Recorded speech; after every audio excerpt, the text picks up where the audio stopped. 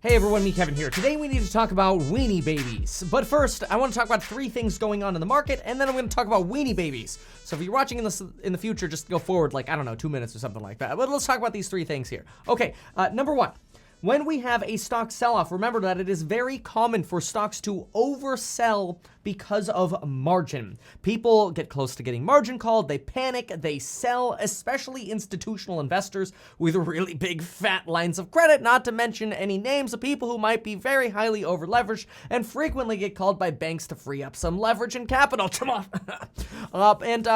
We see these sell-offs happen frequently, and a lot of it can be due to the pressures of margin. Nobody wants to sell in the pit. People get pushed into selling into the pit, and that leads prices to go down and more people to sell into the pit. This is how we get over corrections towards the downside. Then, when things go euphoric, guess what happens with margin? You get more margin availability, and then you get more of the suits with larger lines of credit able to buy more stocks into euphoria because things only go up, right? Remember this relationship. The availability of debt goes down as the market goes down, forcing people to sell even if they don't want to. And when prices go up, people get tempted to buy even though things are getting more expensive because why not? Margin's 2%. This helps really accelerate stock increases or declines in either direction. Number 2, the United States Treasury sold $58 billion of 3-year bonds today with another big auction of $38 billion 10-year notes selling tomorrow, along with $24 billion in, we've got, 3-year bonds tomorrow? I'm pretty sure it's 3-year bonds tomorrow. Meaning, anyway, we've got a really big fat auction coming up tomorrow. And tomorrow might be a potential big tell for the market because not only do we have a big bond sale coming up, but we got CPI data coming up. Now, regarding this bond sale we had today was actually very good. The auction went very well. The 10-year fell as a result of today's auction. And so if none of what I just said in the last 30 seconds made sense, let me put it very simply. The bonds did good today, and this was good for the stocks. Okay, so this brings up CPI. So CPI data does come out tomorrow, which I'm expecting to come in at around an annualized rate of 1.9%. That is up from January's 1.4%. I think between the months, we'll probably see somewhere of like a 0.3% in month-to-month inflation in terms of an increase. Now, do keep in mind that usually the headline figure we see when CPI data comes out is that month-over-month increase, but I do think a lot of people are going to be paying attention to the year-over-year. This will be February to February's data, which is not going to be as impactful as March to March, April to May, April, and May to May.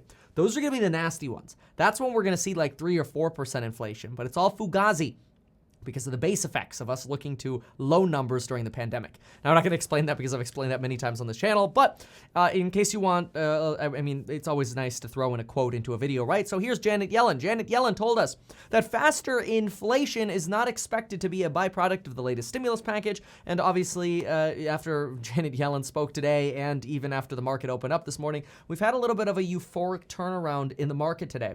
Janet Yellen went as far as calling inflation, quote, overblown, which is something we've regularly talked about on this channel, and that is a position that I believe as well. I do think long-run inflation expectations are way overblown. Now, what the heck are weenie babies? Weenie babies.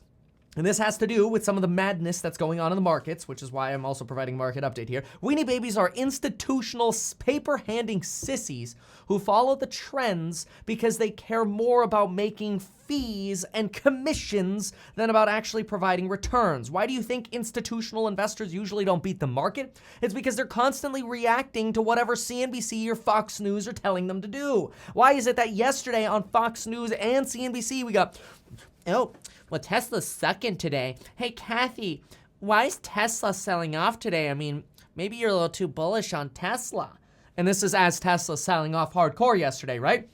Today, Tesla's up now over 17%, but when Fox News saw it was up 10%, they're like, oh, Tesla, up 11%. Such a great company. I love my Tesla. It's like, oh, this is why. It's because the institutional suits, a lot of them are old fuddy-duddies. Sorry if you're older.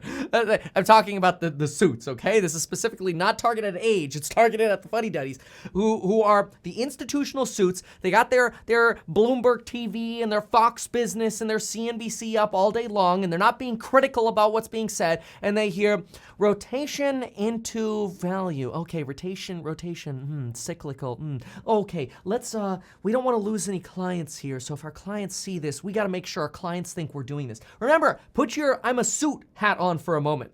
I got a hat around here somewhere, but I'm not going to go get it right now. Here, put your tinfoil hat on for a second and pretend to be an institutional investor, okay? So you're an institutional investor. Well, let's see. When the market goes down, a lot of people like to sell shares in my company or withdraw funds from my company, and that's bad because that means less commissions or less fees. We don't want outflows. So how do we prevent outflows? Well, let's see. Oh, look, my phone happens to be ringing. Oh, it's somebody who wants to sell. Hey, client who wants to sell, you want to sell? Oh, you want to sell because all tech is going down and we're heavy in tech? Well, I am pleased to inform you that we've actually already rotated into the recovery stocks. In fact, if you stick with us, you're going to ride this recovery rally. But anyway, now it's Tuesday and the market's going up. Tech starts up, tech's green, and you got the weenie babies sitting there going, oh, tech looks pretty cheap right now. Maybe we should go buy some tech. Okay, sell the airlines and go buy tech. Oh, look, somebody who wants to sell is calling again. Oh, you want to withdraw a bunch of money from the fund? Oh, because tech is going up and we rotated into the rotation stocks? No problem. In fact, we've already anticipated this strategy, and this morning we rotated over and now we're in tech. And guess what, folks? The big scam is that sounds great. It's like, wait a minute, Kevin, that sounds good. So they rotated into tech. But what you're missing is had they stayed in tech or bought more in tech, they would have had lower prices. And rather than buying Tesla when it's already up 15% at the open or 10% or whatever it was open at the, whatever it opened up for at the morning here, rather than buying it for those elevated prices, they could have bought it yesterday when they were too busy trying to rotate over the other crap and gotten a much better deal and actually capitalized on that gain. Because what happens in the market when it rotates? This goes both ways, and this is not me trying to predict what's going on in the market. This is just me saying, look, when my high conviction stocks are cheap, I buy the crap out of them. Why? Because returns happen fast. People regularly think, oh, well, I'll just wait for confirmation that we've hit bottom and then I'll buy. And the reality is you won't.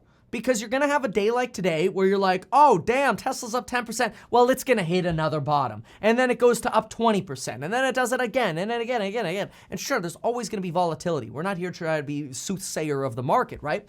But it's to try to say that weenie babies manipulate this market. Weenie babies are so caught up in their stupid commissions that they end up making stupid, follow the mainstream media decisions that end up accelerating losses in high quality companies, leading to oversells at companies like Tesla, NEO, GHVI, FRX, CCIV, Enphase, EXPI, Xpeng, Unity, Palantir, Redfin, Pinterest. Come on, these are nothing but weenie baby sissy paper-handing losers that are causing these accelerations in the market in both directions. The retail buyer is not why Tesla is up whatever it is now, 17, 18, 19, 20%. It's the institutional weenie babies manipulating the market, and when you know that's what's going on, it makes it a lot easier not to paper hand and sell, because it doesn't freaking matter if your Tesla stock is $300 or $800, unless of course you're 100% Tesla and you're out on margin on it. That's a problem. Other than that, it doesn't really matter, because who cares if somebody thinks the value of your share is less? You still own the same amount of shares. You know, people do this, but Kevin, if something sells off 50%, it has to go up 100% to regain those. I don't care. Like, that's the way the market works. It goes up and down. So don't be a weenie baby. Take advantage of dips. Never squander the dips. Stop worrying about falling knives. You could be catching falling handles anyway. And keep in mind how the weenie babies screw and manipulate this market. Thanks so much for watching. If you like my psychology, make sure to check out the Psychology of Money stock group, where not only we have private live streams, but you get all of my buy-sell alerts. I help you diamond hand this kind of crap. And folks, a lot of you are writing it off and getting a tax break for doing so. So take a look at that in the links down below. The coupon code does expire March 15th. Thanks so much for being here, and we'll see you in the next one.